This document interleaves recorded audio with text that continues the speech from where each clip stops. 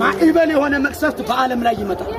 ወንድና ወንድ የሚጋባባት፣ ሴትና ሴት የሚጋባባት፣ በቋንቋ በብሔር በጎሳ የሚባላባት የዚችን ዓለም ነገር እግዚአብሔር ይፈትነዋልና በቀነት ነው አጥቶ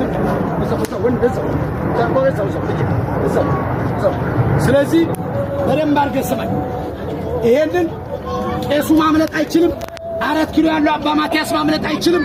እኔም ለእግዚአብሔር ታማኝ ካልሆንኩ እኔ ማምለጥ አልችልም። ቦታና ሰው ለይቶ ሳይሆን ንስሐ የገባና የሚባለውን ነገር ያደረገ ግን ከዚህ ነገር ያመልጣል። በደንብ አድርገህ ስማኝ። ማአት ተው እናንተ ባላችሁ መልእክቱን ብቻ ስሙ። ምናልባት ባታዊ ማአት እያወራብን ነው ብለህ ከሆነ የመገናኛ አደባባይ ይመስክር።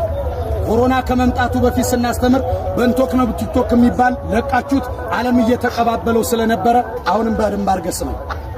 በተአምር አንተ እንድታመሰግነኝ ውሸት አልዋሽም። ሁለተኛው ከሌሊቱ 9 ሰዓት ስንት ሰዓት?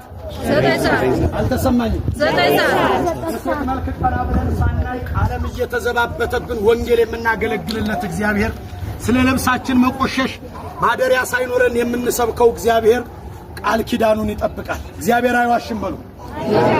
እግዚአብሔር ምን አይልም?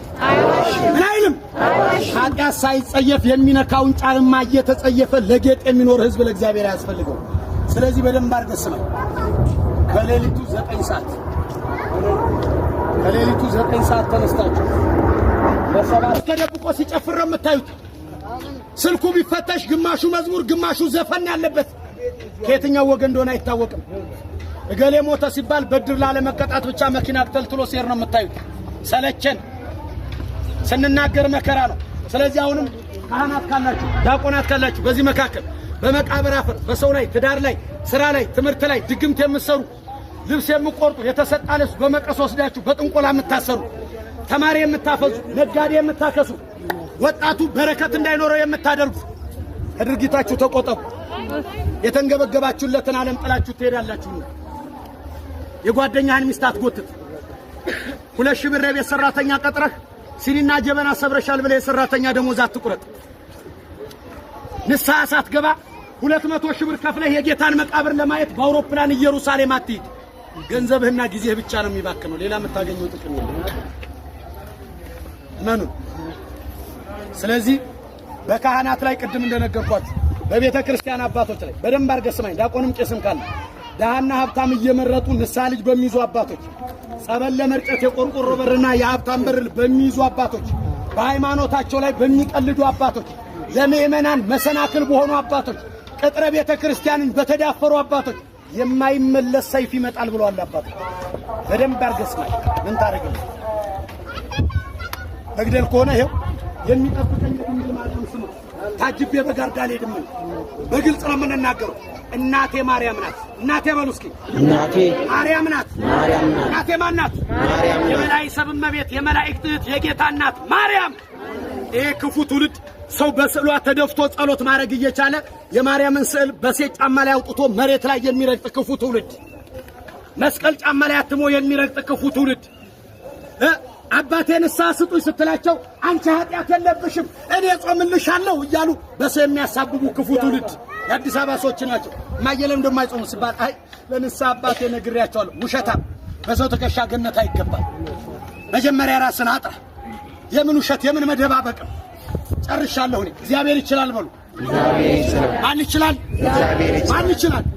ስለዚህ አሁን አንድ ቃል ግቡልኝና ጸበል ረጭቻችሁ ሁለተኛውን መልእክት ነግሬያችሁ እሄዳለሁ።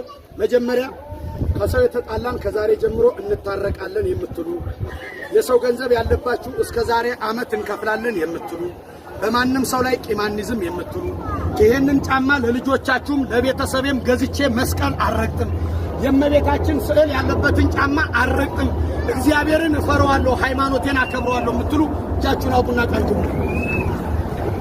ንግግሬ ገብቷችኋል? ንግግሬ ገብቷችኋል? አልደግሞ ንግግሬ ገብቷችኋል? በሃይማኖቴ በሉ። በሃይማኖቴ አልዋሽም። መስቀል ስዕል አልረግጥም ከእግዚአብሔር ጋር አልጣላም በሰው ላይ ቂም ይዤ አልጾምም የበደለኝን የበደልኩትን ይቅርታ ብዬ እጾማለሁ ምስክሬ እግዚአብሔር ነው ምስክሬ ማን ነው ምስክሬ ማን ነው እናንተን ሚስቶች ራቅታችሁ ለኔ ክብር ለኔ ባልሽ ለኔ ፍቅር ብለሽ አደባባይ ላይ ውጭልኝ ምትል ባል ያበደ ነው ምትል የኔና ያንተ አምላክ ግን ስጋው አልቆ አጥንቱ እስከሚቆጠር በመስቀል ላይ ውሏል ለፍቅር የተከፈለ ዋጋ ነው አብይ ጾም ዝም ብሎ አይጸም ስለዚህ ወንድሞቼ በቤታችሁ አንድ እናት ነበሩ እንደዚህ ሳገለግል 4 ቤተሰብ ነው ያለኝ 25 ኪሎ ጤፍ ሳስፈጭ 15 ቀን አይበቃም ምን እንደሚወስደው አላቅም አንዳንድ ቀን ጤፍ ሳስፈጭ ደግሞ በውስጡ ብዙ አባጨጓሪዎችን አገኛለሁ የዚህን ዓለም ክፋት ነው የምነግራችሁ እግዚአብሔር ከእንዲህ አይነት ነገር ይሰውራችሁ ምናልባት የሁሉ ሰው የቆመው ሰው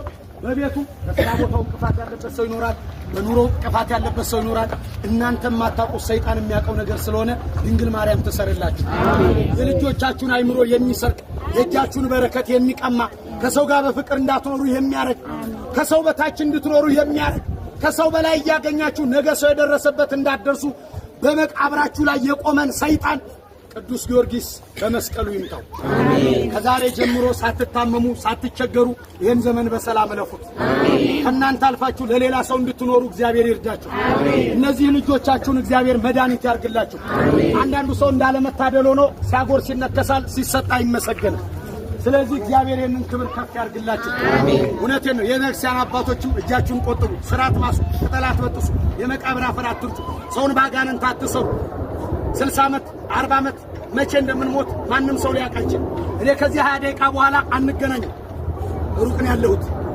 ስለዚህ ይህን መልእክት ለማዳረስ የመጣሁት ይበቃናል ጸሎት አድርገን እንለያያለን የሰላም አምላክ የፍቅር ባለቤት እግዚአብሔር ከሁላችንም ጋር ይሁን ሀገራችንን ኢትዮጵያን እግዚአብሔር አሁንም ይጠብቃት በአይናችን ረሃብን ጦርነትን መከራን እግዚአብሔር ያሳየን ህፃናት በሰላም ይደጉ አዛውንቶች በቀያቸው ይጦሩ ቤተክርስቲያንና ካህናትን አንድ ያድርጋቸው በስልጣን በገንዘብ በሃይማኖት የተከፋፈሉ በዚህ ዓለም ወጥመድ ውስጥ የገቡ የቤተ ክርስቲያን አባቶችን እርስ በርስ አልግባባ ያሉትን መንፈስ ቅዱስ በመሃላቸው ላይ ይግባ እናንተም ከህይወታችሁ ጋር አላስማማ ያላችሁን ነገር እግዚአብሔር አምላክ ያንሳላችሁ አሜን ቀና ቀና በሉ ወደ ጸበል ገባለሁ እናንተ ተጋበሉ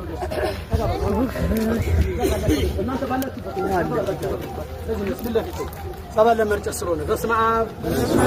ሰው በራሱ ውሳኔ በእግዚአብሔር ረድኤት ዳግም በንስሐ እስኪመለስ ድረስ ከሌላው ጋር ሳይታይ ተነጥሎ ይሰቃያል።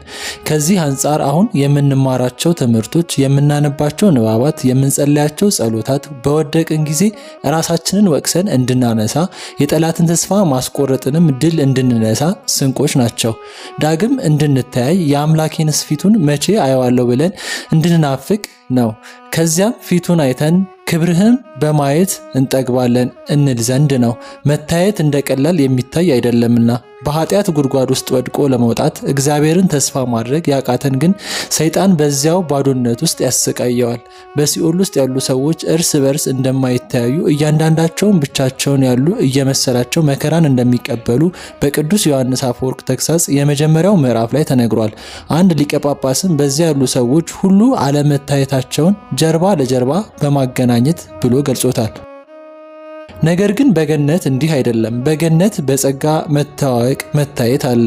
አንዱም ላንዱ እየተቀባበለ አሃዱ ምስለ ክልኡ እንደ መላእክት እግዚአብሔርን ማመስገን አለ። ከምድር ጀምረው ፊቱን በሕግና በአምልኮት ሲፈልጉት የነበረውን እግዚአብሔርን በጸጋ ማየት አለ። እያዩትም እንዳላዩት ሆነው መናፈቅ አለ።